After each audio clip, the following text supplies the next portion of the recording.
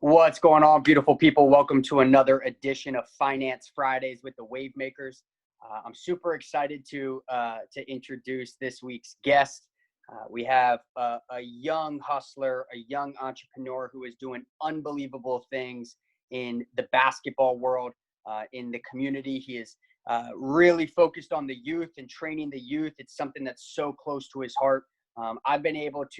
Fortunately, I've been able to watch this man grow over the past 6-7 years into this very, very large operation that he's been able to build. And it's been so fun to watch his hustle. It's been so fun to watch the development of it all. And I'm super excited to bring to you Aaron Walsh. Aaron, are you with us today, brother? Yes, I am. Very much so. Thank you so much all for Awesome, having man. me. Yeah, absolutely. Thanks for jumping in. We're super excited to pick your brain. I know that the viewers who are on this call, the 15, 16 people who are with us tonight, as well as the hundreds and thousands that are going to watch the recording, are going to be able to learn from what's sitting in your brain. We just got to pull it out. So, Aaron, why don't you do us a favor, man? Why don't you take 2 to 3 minutes and just kind of introduce yourself and explain a little bit about your back history and some of the stuff that you're working on, some of the stuff that you're focused on. All right, awesome. So my name is Aaron Walsh. Like Mike said, I'm from Prince George's County, Maryland. My parents were born and raised in Jamaica. They both migrated to the U.S. In their late teens, like 18-year-old, around 17, 18. So I grew up, like I mentioned, I grew up in Prince George's County, Maryland. I went to a private school in Prince George's County called Jericho Christian Academy. It was a very basketball driven school. So a lot of resources went into it for basketball. And actually, it's kind of surprisingly, but before I actually never really got serious about basketball until about 7th or 8th grade. So I was actually pretty late in comparison to a lot of other players. But I fell in love with the sport, decided to go to that school. After going 4 years there, I ended up going to Marymount University, actually where I met Mike. After I did in Marymount, I did majored in economics, I minored in business and sociology, and then shortly after graduating from Marymount, I decided to get into training. So I graduated in May, and I literally hopped right into training like a month after. I started working at a YMCA. I was like a boot camp instructor. And then on top of that, I was doing basketball training on the side. I'll go dive more into it later, but so I was like, this is a great thing. I feel like I'm decent at it, why not? So that was like my first reasoning of doing it. But then later on, I'll tell you exactly how the motive changed and how that all evolved. But pretty much so after that, about 2 years after I graduated, I pretty much picked up my business a notch, made it more official, kept growing, and pretty much have been going hard at it since then. I kind of skipped over it, but also went to grad school at Marymount University.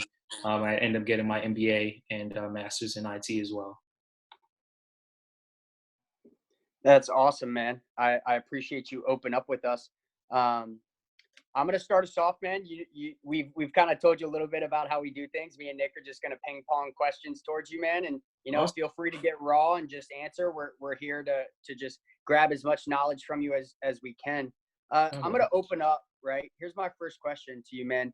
I've been able to watch you build something amazing. Right, you started from nothing and got yourself to a place where hundreds of kids want to learn from you, and pro athletes want to come train with you. So my question to you is, what is one thing that you look back on and you realize, man, I should have gone after this skill, knowing what you know now and where you are now and the adversities that come our way as entrepreneurs and businessmen.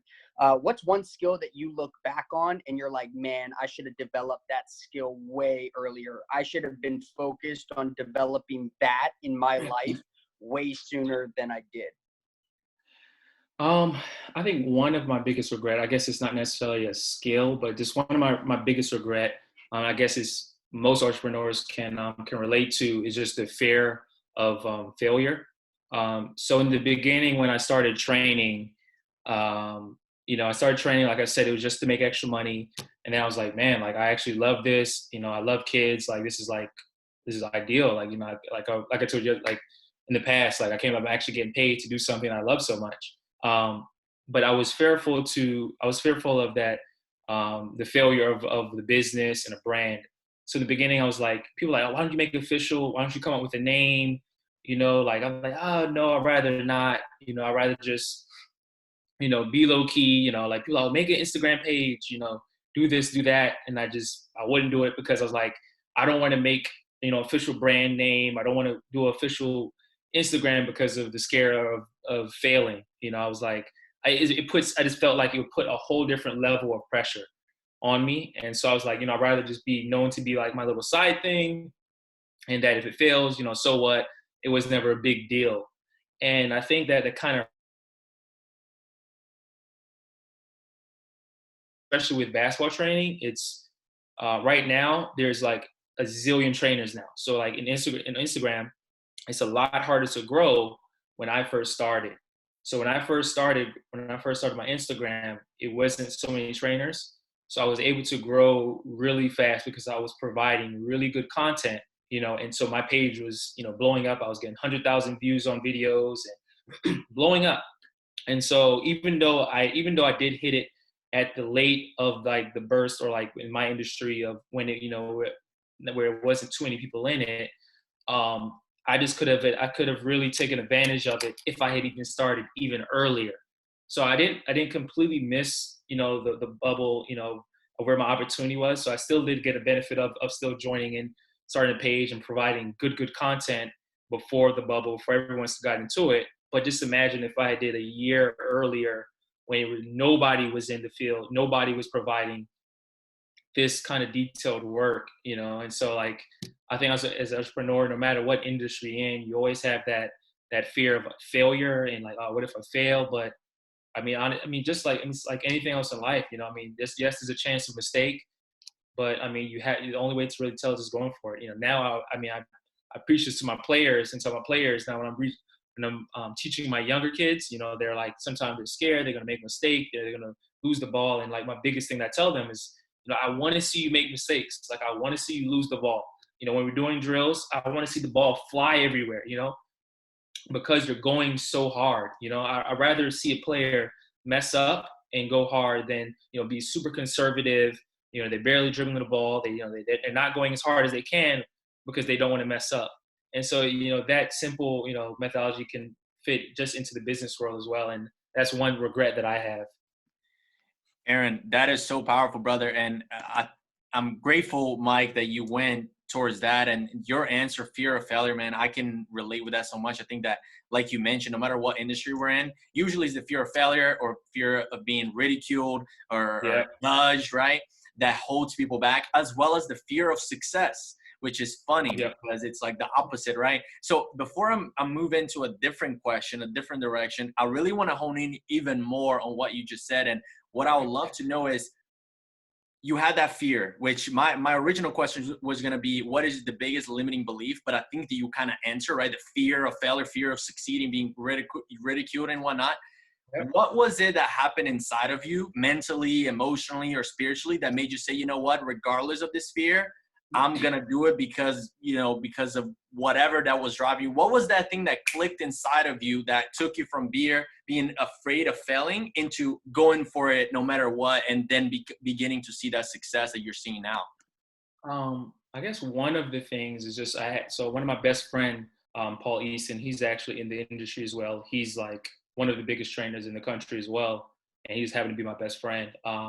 And so pretty much, he just, just conversations with him, him building my self-esteem and him just boosting me up and telling me like, like, Aaron, like you're really, really talented. Like at that time I was probably 23, 22 years old, 23 years old.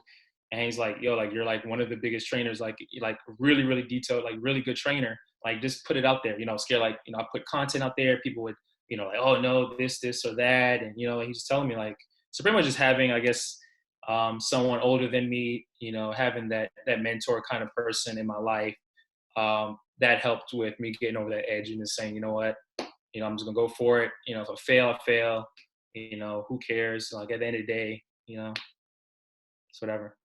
I love that. Yeah, that's huge. I think that Nick and I and the majority of the people on the call can relate significantly with how vital a mentor is. It really doesn't matter what you're doing. Just being able to find somebody that can guide you and help you relate to the issues and point you in the right direction. So that's huge, man.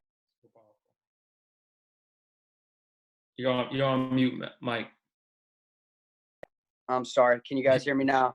Yeah.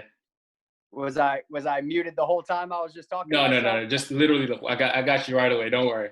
Yeah, no worries. But yeah, mentorship is huge, especially, in those younger stages of just learning the ins and the outs and having somebody, one quote that I live by is knowledge is being able to learn from your own mistakes. Wisdom is being able to learn from the mistakes of others. And there's so much wisdom that comes into play when you have a mentor to piggyback off of. So I appreciate that, man. My next question, we're living in some interesting times. And you specifically, a lot of your work is hands-on.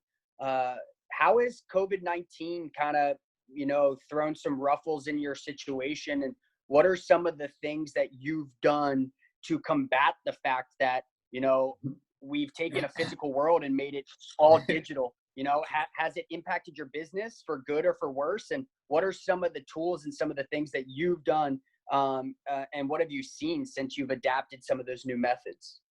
Yeah. So like you said, I mean, honestly, I think almost every industry has been impacted by this situation. I mean, almost no matter what you could think of, entertainment, everywhere, everybody's is somehow, some way impacted. So especially me, since my training is basketball and it involves me being with a kid right next to each other. Pretty much, I kind of adapted like most companies in some ways. We went completely virtual. So we started doing Zoom trainings. So of course we couldn't provide the typical training that I would provide, with a basketball hoop and I'm there, but actually, I just became flexible, adaptable, and just started doing training with involving things that didn't require basketball, didn't require a basket. So pretty much we just started working on ball handling. We included more strength and conditioning, so kind of pivot that way. And then on top of it, so even though I have pivoted and I've done Zoom meetings and that has helped, of course, I'm still not from a financial perspective. I'm still not doing as well if I was in person, doing my usual training, which is fine. But what I've done is, I've done that, but on top of it, I'm also trying to give back because during the situation, it's not easy for a lot of families.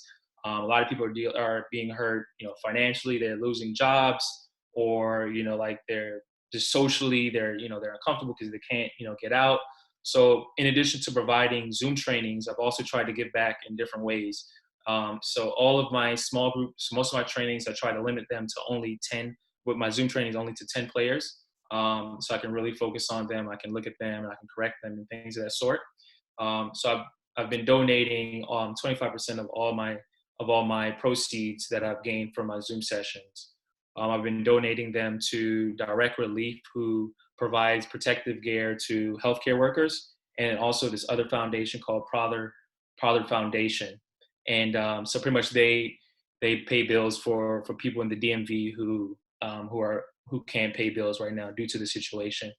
And so even though I'm hit a little bit financially by not being able to be in person, but I'm able to give back, and I feel like, even if I'm not doing as well financially, that speaks a lot for my company and what we're about during this tough time, because I mean, it's a very unfortunate situation. And, if we can at least help people during this time. And the last thing that I'm doing, I'm also providing a few free clinics. So I've done a free clinic for players in Belgium. I did a 100-player clinic last week for players in Belgium. And then I did a all South African clinic as well. And pretty much clinics are just pretty much at a larger scale. So usually my small groups are 10 players or so, but the clinics are usually on a bigger scale. So I've done kids in Belgium, South Africa, and I've held one here in the States, and held free clinics just to help, kids, help them keep moving. If they can't afford my small group training, still provide them with some training. That's amazing, brother. That is beautiful. Thank you for what you're doing. That is truly honorable. Very, very great. And I have a question, because I know that the other day when the three of us spoke, you were mentioning about how you're even coaching people in Belgium and in different countries, right? Different teams and people that are a part of your program. So I have a question about that. But before I ask it, I would love to hear kind of a little background. How have you progressed so far from when you first started into, like, how much are you handling right now? Like, what do you have going on? How many people, how many teams are you managing and coaching? So when I first started, like I said, it was just, a side gig. I just did it to make extra money. I had just, a couple players. Now I've, like I said, I really fell in love with it. I realized that, man, I'm actually kind of decent at this. I really want to pursue this. And now I'm dealing with a lot more players. What was kind of really helped me excel my gym, pack a bunch of players and just get a bunch of players in there. Instead, I actually tailor my training to make it very small, intimate, and like very detailed teaching. So I only allow but about 10 players per session in my groups. So I hold several sessions throughout the week. I'll keep them small group. And, with that way, I'm able to really dive into teaching the game. And that's pretty much been like the biggest thing that's really helped me, is that I actually teach. And a lot of trainers out there, they just, they'll say, do this drill, do this drill, do this drill, but me being very detail oriented and making small groups, that's been maybe a high demand. And so that's really helped. So, I've done young kids, I've done a lot of pros that play overseas, a couple in the NBA, a couple in the WNBA, but that's awesome, man. And so that's the way that you're able to provide the most value to your clients, from at least from what it sounds. Yeah. And what would you say that is what did you use? What tactics did you use in order to go from just starting out into really beginning to recruit clients and even overseas? And how do you get to the NBAs, and how do you get to those higher levels of coaching? Because a lot of us are entrepreneurs in different industries, but we're always looking to expand. Yeah. That's one thing that we all have in common. So how did you get through that expansion process and really make it work? Yeah. I think the main thing that really helped me get that big jump was just providing good content on social media. So I was providing good work, and then also my marketing. And so when I say marketing, I wasn't paying for anything. My marketing was word of mouth. And so I was doing so well with my couple players, because I started small. I was doing so well with, having such an impact on these couple players. And then their parents saw that. And so they just start telling their parents, other parents in the area, and they start telling their parents. I literally don't spend that, I really don't spend money on marketing at all. I probably should spend more. But I've just strictly relied on providing really good work. And, parents just see it. And in addition to the good work, they just see the love that I have for the kids. And I think that's been like the huge thing. Like, even before I got into training, it's actually funny. My mom actually just joined the thing, but like, she would know, like, I've always loved kids, like when I was 16 years old, I'm like playing with all my little cousin. I'm only child. So I was always playing with all my cousins, like I've always had a love for kids. And so a lot of the parents can see that I'm truly passionate. Like, I just love kids, and I'm good at training. So the combination just really worked out well. And then, pretty much it just spread like that. That's amazing, and I love it. It just speaks so much volumes. We see it all the time. We see people who are wildly successful and so unfulfilled and so unhappy, right? When I say successful, they are making millions. I met a guy recently who is a billionaire, and when I'm talking to him and breaking him down, he's just not a happy guy, right? So when I hear your testimony, it just brings me so much joy to see somebody who has taken their natural gifts and their passion and let it naturally develop into something that can pay the bills, right? And something that can be scaled. I love it, man. It's a super inspiring story. So I'm going to pull this next one from the crowd. Miss Libby would like to know, what is one daily habit that helps you with the ups and the downs of entrepreneurship? What's one daily habit that you've integrated into your life that allows you to really manage the roller coaster of being your own boss and going after, this entrepreneurial lifestyle? I guess, I mean, honestly, just trying to, well, for me, it benefits, the better trainer I am, the better outcome I'll have. So pretty much just kind of, just being a student of the game. So like for me, being a basketball trainer, just trying to find ways of being able to improve my players. So for example, so I watch a lot of film, I watch a lot of basketball games and things of that sort, but I don't watch it like how most people would watch the game. I'm looking at it from a different perspective from a player development way. And so when I see, I'm watching I have rewind and forward. I bet, that capability on my TV. So I'm like rewinding games, 100 times. So just so I can watch things in slow motion, I could just pretty much just really strengthening my skill as a teacher. And so I literally I'm very, I really enjoy it. I really want to improve my players' game. And so that's something that I do a lot. I look at very small details. For example, if a person goes in and he makes a great dunk, everyone's like, oh, they're looking at the dunk. But instead, I'm looking at like, okay, what did he do before the dunk? What set him up to be able to make that dunk? What were the little things that he did? How was the angle of his foot? How, where was his body? So just looking at picking up the little details of, of the game and I love that. Pass it on to my players. I love that, looking at the fundamentals. But I think the most powerful thing that you said was constantly being a student of your craft, right? Yeah. And that knowledge of, I show up every single day ready to learn more so that I can teach more. I'm ready to show up every day to elevate more so that I can help others elevate. That you've identified your niche, and now it's about developing and, being able to scale that. Nikki T, go ahead, bud. Yeah, absolutely. I thought that was beautiful as well. What I took away from that is being observant and looking for ways to improve every single day. And you didn't verbally say it, but I can sense it in you just by what you're saying, that you want to be the best at what you do. And that drives you to improve every single day, even doing things that at times may not directly benefit you. You watching that video is not going to be benefiting you financially in any means then and there, but you're seeing the long-term vision. So that was beautiful, man. Thank you for sharing that. And I have another question.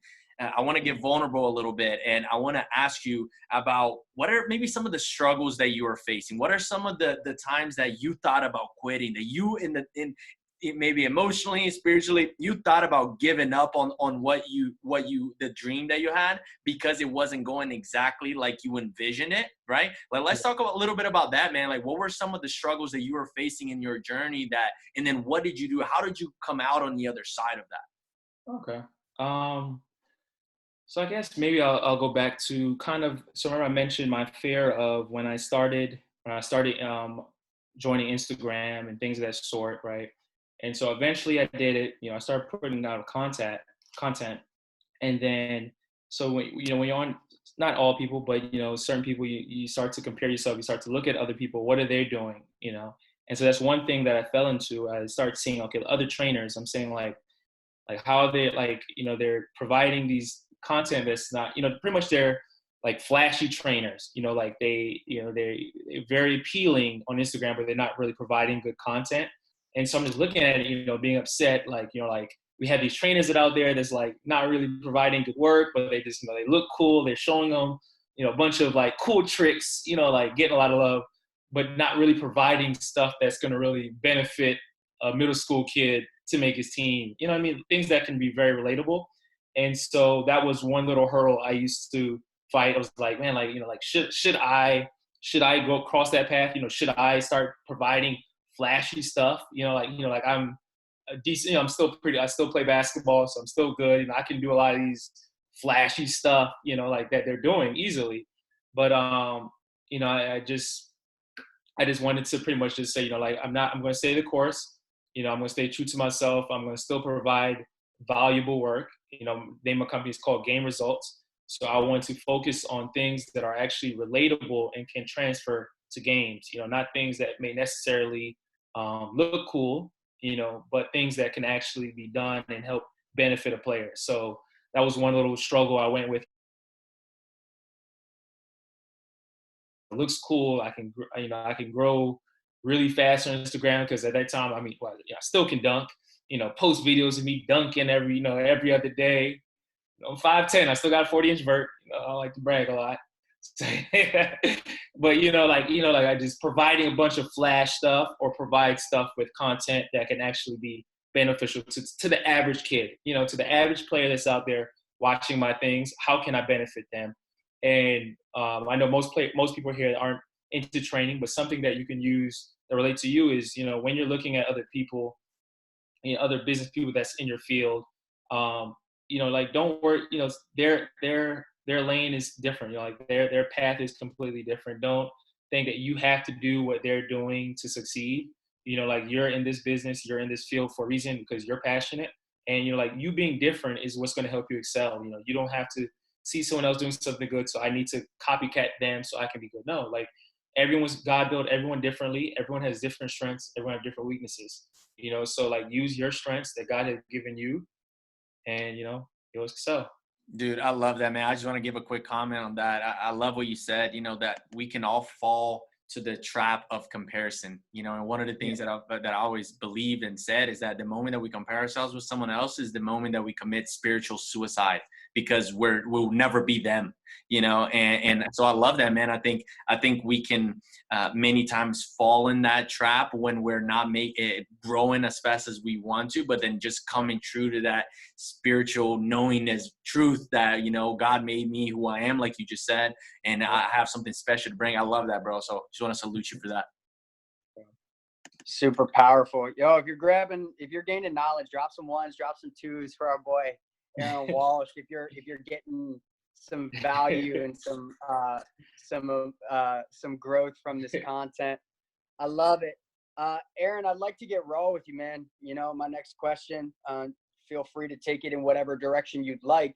For me specifically, when I started the entrepreneurial path that I'm on, I got smacked in the face with some roadblocks that I felt were unjust, were unfair, right? I'm too young, right? When I would go to approach old money investors, my hair's too long, right? I don't look the way that they wanted me to look in regards to them, believing in me. But my heart was like, I'm in this, right? And something like a conversation of you're too young, time changes that. So what do? I just wait until I'm older and then I lose out on all those experiences. So from your seat and your journey, have you experienced any of those, like, man, like this is not fair, right? And this isn't really something that I can control. And like, what was that roadblock through it and get over? I feel like it's correlated to that fear of failure and our limiting beliefs about ourselves. But what was something that you ran into along the way that you felt was unjust, and what was, the story and how you were able to overcome that? I wouldn't say that I necessarily ran into anything that I felt was really unjust. I mean, I do kind of similar to your situation where a lot of my pro guys, I guess I was very young working with a lot of pros. And so, I mean, I was going up against, other pro trainers who have been in the game for a long time. So I don't think it's necessarily unjust. It's just of me competing against trainers who had more experience, who have been in the game long. But that after a while of just players starting to realize of like my detailed training and how much work I put in, they realize that I'm providing actually just as good work. But then the second main thing that even those experienced trainers wouldn't give or couldn't give is just that relationship. The relationship that I had, the connection that I was able to build with the players was just completely different. So even if I was, relatively around the same skill level as another trainer, it was that extra piece of me being able to connect with players. And honestly, I think that's, that connection, that relationship piece, and no matter what industry or what business you're in, is so huge. And so just players just tend to, to gravitate towards me just because of my, my personality and things of that sort. And they just felt like, like he's just as good as a trainer, but man, I really like him. Like I really just, I feel him on a lot of different levels. So I don't necessarily think, I didn't run into anything that was really unjust, but I guess my battle, similar to yours, in regards to age, was that, and the main reason that I was able to jump over that curve was just continue providing good information, good teaching, and also, players just knew I was real, and they liked it and they gravitated towards me. That's powerful, man. That's powerful. Just focused on, this is what I'm providing, and more importantly, that relationship. Nikki T, jump into this. I know that you can relate in terms of, there are very few people in my life that I've seen be able to build relationships the way that Nick Teixeira builds relationships. It's the reason why I'm even in the water space. Is he told me, hey man, I'm not going to be able to give you the Ferraris to take pictures with, and I'm not going to be able to give you these online systems to help you grow these massive businesses immediately. He said, I remember it clear as day. He said, the one thing that I can give you is unwavering brotherhood, and I can give you a friendship, and that's what I can give you. And at the time I was battling between this click funnels, Maseratis and Lamborghinis to do content with, and here's little Nick, who's just like, hey man, I can't give you any of that. I don't have any of that, but I'll be your best friend through this whole thing, and I'll never walk away from you. And I slept on it. I woke up and God was absolutely like, I just sent you a saint. So rock with where your heart's at. So it's just another testimony of that relationship and just who you are as a person, your character reflecting in what you do and walking your walk and letting God align the pieces for you along the way. It's a beautiful story, man. I appreciate you, Nikki T. I love that, brother. Yeah, man. I just want to say, dude, I think that is truly the most important thing. And, I think just keeping that authenticity and just being real wherever we are in life, with whoever it is that we're communicating with, whether it's a relationship or a friendship or a business partnership, and just being fully transparent. I think it's something that is lacking in the world right now. And when people see that, they can really run with that, So obviously, just like that example you gave, Mike, you value that more than anything else, and I think that we're all called to do that with people, give that real friendship and give the value and just stay true to the word that we give to people, and that, we will be blessed in return. So I love it, man. I love your answer as well, Aaron. My last question that I have is, if you had to go back, right? Maybe it's something that you did or that you didn't do. Let's talk about the business side of what you do now, not specifically just the coaching, right? Because obviously the business side has a lot more going on than just going and coaching the kids, right? Let's talk about the business side. What would you have done differently, or that you would have focused more in doing if you had to go back in order to get your business to where it's at now in a shorter period of time? Can you say it one more time? Yeah. So if you had to go back and you're launching and growing your business, right? What were some of the things that you would have done or focused more on, or would have done completely different in order for you to get your business to a bigger place or where it's at now in a shorter period of time? Okay. I guess in the beginning, so I know I've mentioned that my training involves small training, with 10 players or less.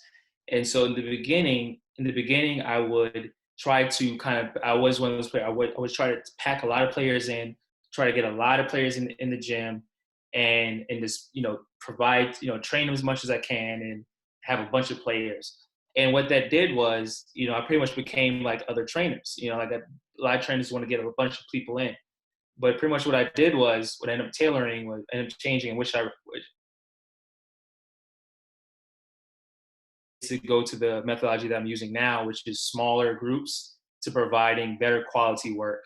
So what I did originally, I was, I just wanted mass, I just wanted quantity, I just want to get a bunch of players, And I was like, that's decent, like it's good it's good in the short term, because you're getting a lot of kids, you're making a lot of money.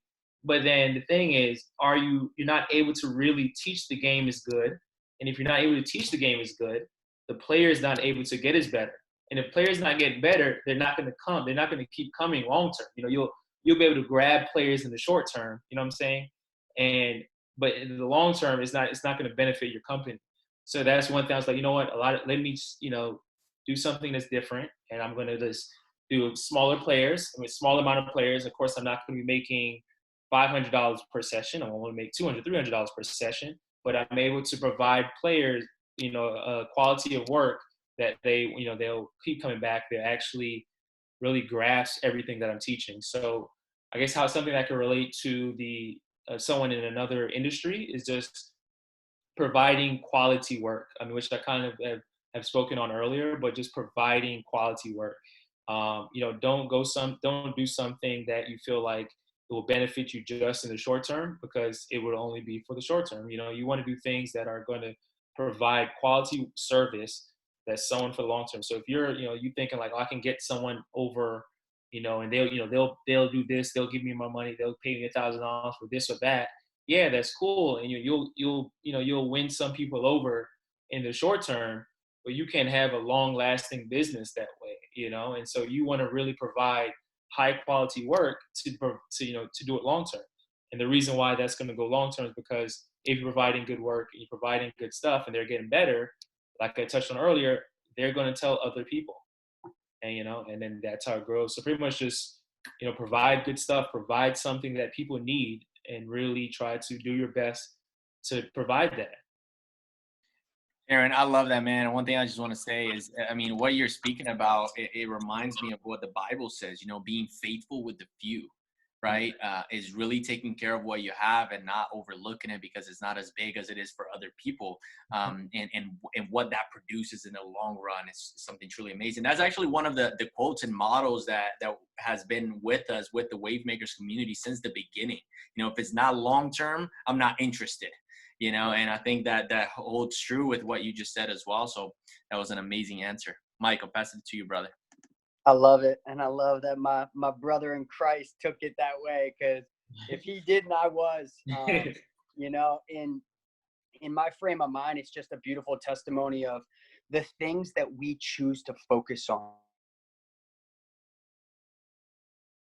Of others, that's where you find your gratification. Is it in the money? That's where you find your gratification. Is it in the packed gyms, right? Is it the volume?